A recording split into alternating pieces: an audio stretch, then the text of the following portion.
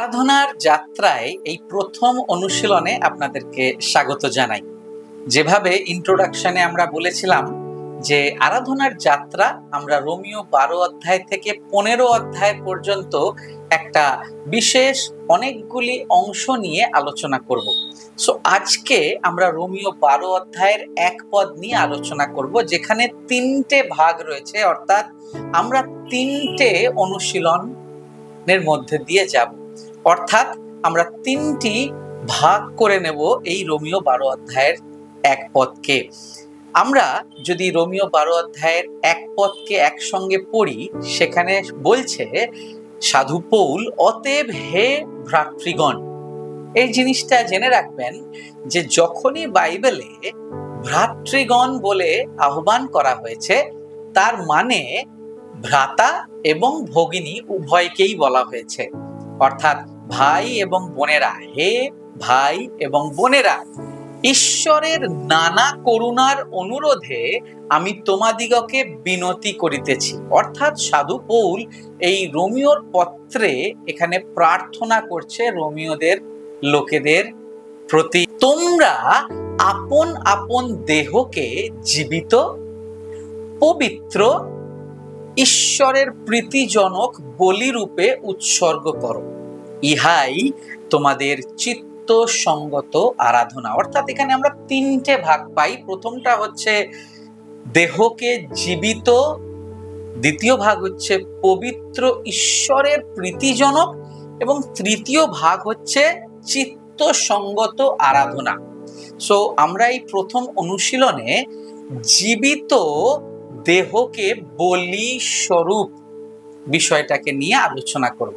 আমরা যখন এই বিষয়টা শুনি যে জীবিত বলি স্বরূপ, আমাদের মনে হয় যে আমাদের কাকে বলি দিতে হবে। এখানে তো বলির কথাই দেওয়া রয়েছে, এখানে তো বলির কথা বলছে, কিন্তু না, এর মধ্যে একটা গভীর বিষয়ে লুকানো রয়েছে, যে বিষয়টা নিয়ে আপনাদেরকে আমরা আলোচনা করব।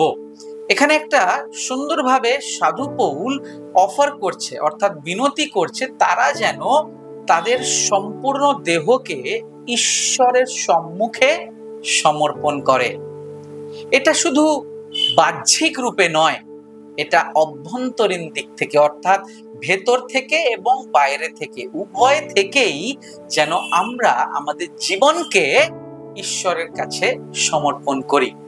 আর দ্বিতীয় বিষয় যদি দেখি এখানে, তাহলে আমরা এখানে দেখতে পাবো যে লিভিং স্যাক্রিফাইস এর মানে, অর্থাৎ জীবিত বলি স্বরূপ এর মানে হচ্ছে প্রতিদিন নিজেকে সমর্পণ করা। এটা শুধু একবার সমর্পণ করেছি সেই 10 বছর বা 17 বছর বা 23 বছর বা 25 বছর বা 1 বছর আগে যে সমর্পণ করে ফেলেছি ঈশ্বরকে, আর দরকার নেই, এটা নয়। জীবিত বলি স্বরূপ হওয়া মানে প্রতিদিন ঈশ্বরের কাছে নিজেকে সমর্পণ করা। এবং আমরা আজকে কিছু বাইবেলের পথ দেখি এবং সেখান থেকে আরো কিছুটা ব্যাখ্যা আপনাদেরকে করা যেতে পারে। প্রথম করিন্থীয় তার 6 অধ্যায়ের 19 এবং 20 পদ বলে যে, অথবা তোমরা কি জানো না যে তোমাদের দেহ পবিত্র আত্মার মন্দির, যিনি তোমাদের অন্তরে থাকেন, যাহাকে তোমরা ঈশ্বর হইতে প্রাপ্ত হইয়াছ, আর তোমরা নিজের নও, কারণ মূল্য দ্বারা কৃত হইয়াছ। অতএব তোমাদের দেহে ঈশ্বরের গৌরব করো।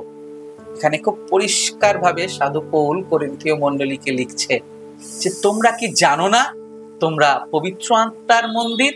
আরো গুরুত্বপূর্ণ, এখানে লিখছে যে তোমরা নিজের নও, অর্থাৎ ঈশ্বর প্রভু যীশু খ্রিস্টের মাধ্যমে, প্রভু যীশু খ্রিস্টের রক্ত দ্বারা আমাদেরকে কিনে নিয়েছেন।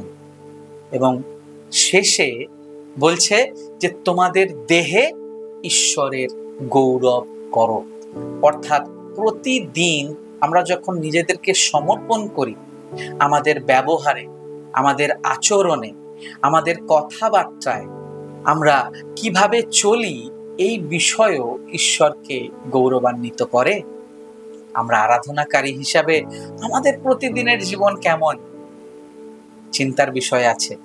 আরো একটা যদি বাইবেলের অংশ দেখি, গালাতীয় পুস্তকের 2 অধ্যায়ের 20 পদ, অর্থাৎ 2 অধ্যায়ের 20 পদ যদি দেখি, এখানে বলছে খ্রিস্টের সহিত আমি ক্রুশারোপিত হইয়াছি, আমি আর জীবিত নই, কিন্তু খ্রিস্টই আমাতে জীবিত আছেন। আর এখন মাংসে থাকিতে আমার যে জীবন আছে, তাহা আমি বিশ্বাসে, ঈশ্বরের পুত্রে বিশ্বাসেই যাপন করিতেছি। তিনি আমাকে প্রেম করিলেন এবং আমার নিমিত্তে আপনাকে প্রদান করিলেন। অর্থাৎ খুব সুন্দরভাবে সাধু পৌল এই পথকে শুরু করছে যে আমি নিজেকে ক্রুশারোপিত করেছি। আর একটা জায়গায় বলে যে আমি নিজের ক্রুশ প্রতিদিন বহন করি। জীবিত বলিস্বরূপ হওয়া মানে নিজেকে ঈশ্বরের সাথে এগিয়ে নিয়ে যাওয়া, প্রতিদিন ঈশ্বরের সান্নিধ্যে বৃদ্ধি পাওয়া, কারণ তিনি আমাতে জীবিত আছেন। জেনে রাখবেন, একজন আরাধনাকারী হিসাবে আমাদের জানা প্রয়োজন যে জীবিত ঈশ্বর আমার মধ্যে বসবাস করে, আপনার মধ্যে বসবাস করে। ঈশ্বর আপনাকে সেই অধিকার দিয়েছে। শেষ পদ আজকে দেখি এবং তারপরে শেষ করব আমরা।